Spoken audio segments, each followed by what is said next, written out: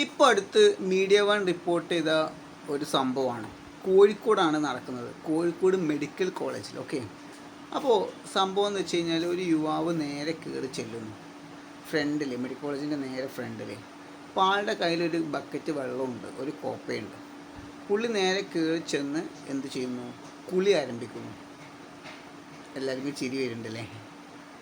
അതായത് വെള്ളം തലയിൽ കൂടെ ഒഴിക്കുന്നു, കുളിക്കുന്നു. അപ്പോൾ എല്ലാവരും ചിന്തിക്കുന്നത് എന്താ, അവന് വട്ടാണോ അല്ലേ? അപ്പോൾ നമുക്ക് ആ വീഡിയോ ഒന്ന് ആദ്യം കാണാം. ഓക്കെ,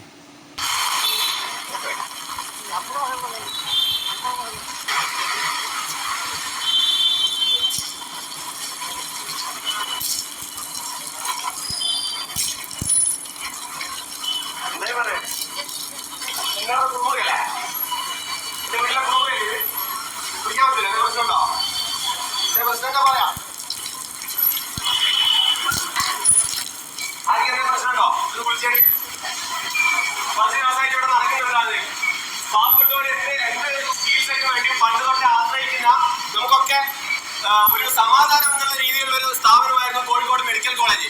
ഇപ്പൊ കുറച്ച് ദിവസമായിട്ട് എന്താ അവിടെ സംഭവിച്ചുകൊണ്ടിരിക്കുന്നത്? ഒരു പൈസ ഇല്ലാത്ത ഒരു പ്രൈവറ്റ് കോളേജ്, പ്രൈവറ്റ് ഹോസ്പിറ്റലുകളിൽ പോകാൻ പൈസ ഇല്ലാത്തതുകൊണ്ടായിരിക്കും ഇതുപോലെ സർക്കാർ സ്ഥാപനങ്ങളിൽ വരുന്നത്. വിരൽ മാറ്റാൻ വരുമ്പോൾ നാവ് മുറിക്കുക, കൈക്ക് കമ്പിയിടാൻ പറയുമ്പോൾ വേറെ കമ്പിയിടുക, അതുപോലെ വയറിനുള്ളിൽ കത്രി വെച്ച് മറന്നുക. ഇത്രയും ഉത്തരവാദിത്തമില്ലാതെ പെരുമാറുന്നത് എന്തുകൊണ്ടാണ്? നമ്മളൊന്നും ചോദിക്കൂല എന്നുള്ള ധാരണ ഇവർക്കുള്ളോണ്ടാ. നമ്മൾ ചോദിക്കണ്ടേ? ഇതെന്റെ വീട്ടിലെ കുളിമുറി മാറിപ്പോയതാണെന്ന് ഞാനും പറയും. ദിവസം ഇവിടെ വന്ന് കുളിക്കും ഞങ്ങൾ എല്ലാവരും. പാവപ്പെട്ടവർ എന്തെങ്കിലും ഒരു പ്രശ്നം ഉണ്ടാകുന്ന സമയത്ത് ഒരുത്തനും ചോദിക്കൂല, ഒരുത്തനും നിങ്ങളെ നേരെ കൈ ചൂണ്ടൂല എന്നുള്ള ധാരണ വേണ്ടി അത് വേണ്ട.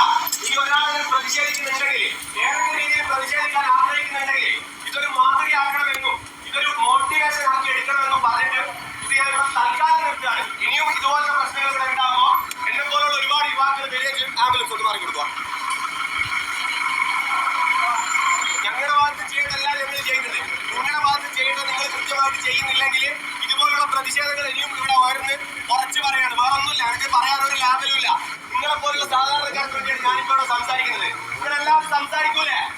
ജസ്റ്റ് എന്നെ സപ്പോർട്ട് ചെയ്യുന്ന ആരെങ്കിലും ഒരാളെന്നെ ഒന്ന് കൈയടിക്കോ? ഒരാളെങ്കിലും ഉണ്ടെങ്കിൽ അത് മതി. യാദൃശികമായി കണ്ടതാണ് കേട്ടോ. അപ്പോൾ കണ്ടപ്പോൾ സംസാരിക്കണമെന്ന് തോന്നി. കാരണം ഇതൊരു പ്രധാനപ്പെട്ട വിഷയമാണ്, ചർച്ച ചെയ്യേണ്ട വിഷയം തന്നെയാണ് അവിടെ. ഓക്കെ, അപ്പോൾ ഈ യുവാവ് എന്ത് ചെയ്യുന്നു? പറയുന്ന കുറച്ച് കാര്യങ്ങളുണ്ട്. ഇത് എൻ്റെ കുളിമുറിയാണ്. അതുപോലെ തന്നെ പിന്നെ ഒരു പോലീസുകാരെ അവിടെ നിന്ന് ചോദിക്കുന്നുണ്ട്, നിൻ്റെ കുളിമുറിയാണോ എന്നൊക്കെ. നിങ്ങൾക്ക് ആ വീഡിയോ കണ്ടു കഴിഞ്ഞാൽ മനസ്സിലാവും.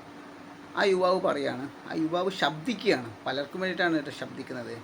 ഇതൊരു സാധാരണക്കാരൻ്റെ ഹോസ്പിറ്റലാണ്. പ്രൈവറ്റ് ഹോസ്പിറ്റലിൽ പോകാൻ പണമില്ലാത്തവരാണ് ഇവിടെ വരുന്നത്, ഈ ഗവൺമെൻറ് ഹോസ്പിറ്റൽ സേവനത്തിന് വരുന്നത്. അത്രയും സ്പെഷ്യലിസ്റ്റായ ഡോക്ടർമാർ ഇവിടെ ഹോസ്പിറ്റലിലുള്ള വിശ്വാസം കൊണ്ടാണ്. അപ്പോൾ ഫ്രീ ആയതുകൊണ്ട് തന്നെ ചെയ്യുന്ന സേവനം, നിങ്ങൾ പലതും ചെയ്യുന്ന സേവനത്തിൽ പലതും മിസ്റ്റേക്ക് വരുത്തുന്നു. മിസ്റ്റേക്ക് എന്ന് പറയാൻ പറ്റില്ല, പറയുന്നുണ്ട്. പല ആൾക്കാരുടെയും സർജറി മിസ്റ്റേക്ക് വരുത്തിയിട്ടുണ്ട്, അതായത് മാറിപ്പോവുക. പലപ്പോഴും സർജറി ചെയ്തതിൽ മിസ്റ്റേക്കുകൾ, കാര്യങ്ങൾ അത് ഒന്നോ രണ്ടോ വട്ടമല്ല, പല വട്ടം പല രീതിയിലുള്ള മിസ്റ്റേക്കുകൾ. അതായത് തുന്നിക്കെട്ടുന്നതിൽ മാറ്റം വരിക, കൈ ചെയ്തെടുത്ത് മുഖം കൊണ്ടുപോയി ചെയ്യുക, തുന്നിക്കെട്ടിയതിൽ കത്രിക വെച്ച് കെട്ടി, പല കാര്യങ്ങളും പറയുന്നുണ്ട്, ഒരുപാട് കാര്യങ്ങൾ പറയുന്നുണ്ട്. അതൊക്കെ സിവിയറായിട്ടുള്ള സംഭവമാണ്, ചെറിയ സംഭവമായിട്ട് കാണാൻ പറ്റില്ല അതിന്. അപ്പം ഞാൻ ഈ യുവാവ് അങ്ങനെ ചെയ്ത സമയത്ത്, അതായത് ഈ പറഞ്ഞ പോലെ അവിടെ പോയി കുളിച്ച സമയത്ത് ഒരു മനുഷ്യന്മാർ പോലും പ്രതികരിച്ച് കണ്ടില്ല. അവിടെ ഇരിക്കുന്ന ഒന്നോ രണ്ടോ പേര് മാത്രം കൈയടിച്ചു.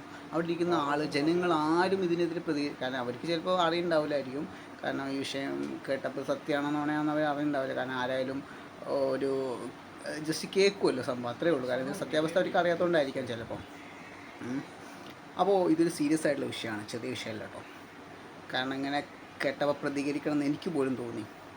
കാരണം ഇത് സത്യം ആയിട്ടാണല്ലോ ഈ പയ്യൻ വന്നിട്ട് അവിടെ നിന്നിട്ട് സംസാരിക്കുന്നത്. കാരണം ഒത്തിരി ജനങ്ങൾക്ക് വേണ്ടിയിട്ടാണ് സംസാരിക്കുന്നത്. കാരണം സർജറി ഫെയിലിയർ എന്നൊക്കെ പറഞ്ഞു കഴിഞ്ഞാൽ അത് ജീവന് വലിയ ആപത്താവുന്നൊരു സംഭവമാണ്, ചെറിയ വിഷയമല്ല. അപ്പോൾ ആ പയ്യന് പറയാനുള്ള കുറച്ച് കാര്യം കൂടെ നമുക്ക് കേട്ടു നോക്കാം. ഓക്കെ, ചികിത്സാ പിഴവിനെതിരായിരുന്നു ആ പ്രതിഷേധം. ഇപ്പോൾ സമരം നടത്തിയ യുവാവ് എന്നോടൊപ്പം ചേർന്നു. പേരും എവിടെ നിന്ന് വരുന്നു, എന്തായിരുന്നു ഇതിന്റെ ഉദ്ദേശം തുടങ്ങിയ കാര്യങ്ങളൊക്കെ നമുക്ക് ചോദിക്കാം. പേരെന്താണ്? ഇവിടെ കുളിച്ചുകൊണ്ടൊരു പ്രതിഷേധം കണ്ടല്ലോ, എന്താണ് ഉദ്ദേശിച്ചത്? ഞാൻ ഇതിന്റെ മുമ്പും ഇതുപോലുള്ള പ്രതിഷേധങ്ങൾ നടത്തിയിട്ടുണ്ട്. ചിലർ പറയും വൈറലാവാൻ വേണ്ടിയുള്ള പട്ടിഷോ എന്നൊക്കെ പറയും. പക്ഷേ നമുക്ക് എല്ലാവർക്കും ചിന്തിച്ചു നോക്കിയാൽ മനസ്സിലാവും, കുറച്ച് ദിവസങ്ങൾക്കുള്ളിൽ സാധാരണക്കാർ അനുഭവിക്കുന്നത്, ഈ മെഡിക്കൽ കോളേജിന്റെ ചുറ്റുപാടിൽ നിന്നും സാധാരണക്കാർ അനുഭവിക്കുന്നത് എന്താണെന്നുള്ളത് നമുക്ക് ഒന്ന് ചിന്തിച്ചു നോക്കിയാൽ മനസ്സിലാവും. വിരൽ മാറ്റാൻ വരുമ്പോൾ നാവിന് ശസ്ത്രക്രിയ. അതിന്റെ കുറച്ച് ദിവസം മുമ്പ് ഒരു പെൺകുട്ടി ഓപ്പറേഷൻ ചെയ്തിട്ട് അതിന്റെ വയറ്റിനകത്ത് കത്രിക വെച്ച് തുന്നിക്കിട്ടുക. പിന്നെ ഒരു യുവാവിന്റെ കയ്യിൽ കമ്പിയിട്ടപ്പോൾ അതിന്റെ പൊസിഷൻ മാറിപ്പോ, കമ്പി മാറിപ്പോ, ഇങ്ങനത്തെ പറഞ്ഞിട്ട് ഒരുപാട് അനാസ്ഥകൾ സ്ഥിരമായിട്ട് വരുന്നുണ്ട്. മിസ്റ്റേക്കുകൾ സ്വാഭാവികമാണ്, മനുഷ്യന്മാർക്ക് സംഭവിക്കും. മനുഷ്യന്മാർ തന്നെയാണ് ഡോക്ടേഴ്സ്. പക്ഷേ അത് വീണ്ടും വീണ്ടും അടുത്തിടെയുള്ള കാലഘട്ടം റീസെന്റ് ഇങ്ങനെ തുടർന്നുകൊണ്ടിരിക്കുന്നുണ്ടെങ്കിൽ അതിന്റെ അർത്ഥം ഒന്നേ ഉള്ളൂ, അനാസ്ഥ. നമ്മളാരും ചോദിക്കൂല എന്നുള്ള ഉറപ്പുള്ളതുകൊണ്ട് അത് ശ്രദ്ധയില്ലാതെ കെയർലെസ് ആയിട്ട് ഇടുന്നുണ്ടെന്നുള്ളൂ. ഈ ചോദിക്കും എന്നുള്ളതിന്റെ ഒരു ടോക്കൺ അഡ്വാൻസ് മാത്രമായിട്ടാണ് ഞാൻ ഇന്ന് യുവാക്കളുടെ ഒരു പ്രതിനിധിയായിട്ട് ഒറ്റയാളായിട്ട് ഇവിടെ വന്നത് ഈ ഒരു പ്രതിഷേധം ചെയ്തത്. ഇനിയും ഇത് തുടരുകയാണെങ്കിൽ ഇതിന്റെ രൂപം മാറി വരും. ഒന്നിനൊരു പേടിയില്ല. എനിക്ക് പേടി ഉണ്ടായിരുന്നു വരുമ്പോൾ നമ്മൾ അറസ്റ്റ് ചെയ്താലെങ്കിലോ, എന്നെ അറസ്റ്റ് ചെയ്യുമോ ഇല്ലയോ എന്നുള്ള ഭയം ആദ്യം ഉണ്ടായിരുന്നു. പക്ഷേ ഇപ്പോൾ അതിനേക്കാൾ വലിയ ഭയമാണ്. നാളെ ഞാനിവിടെ ഓപ്പറേഷന് വേണ്ടി പനിക്ക് വന്ന് ചിലപ്പോൾ എന്നെ ഓപ്പറേഷൻ ചെയ്ത് എന്റെ കരളും കിഡ്നി എടുത്ത് പോയാലോ ഉള്ളത് ഭയത്തിന്റെ അത്ര വരില്ല. പ്രതികരിക്കും ആൾക്കാർ, അല്ലെങ്കിൽ പ്രതികരിക്കാൻ ഉദ്ദേശിക്കുന്ന ആൾക്കാർക്ക് ഒരു ധൈര്യമായിട്ട് ആ ഒരു രീതിയിൽ മാത്രം ഞാൻ ഒരു ചെറിയ പ്രതിഷേധം എന്നുള്ള രീതിയിൽ ഇവിടെ നടത്തിയതാണ്. ഇനിയും തുടരുകയാണെങ്കിൽ ഇതിന്റെ വലിയ വേർഷനുകൾ ഇനി ഉണ്ടാവുന്നുള്ള കാര്യം ഉറപ്പാണ്.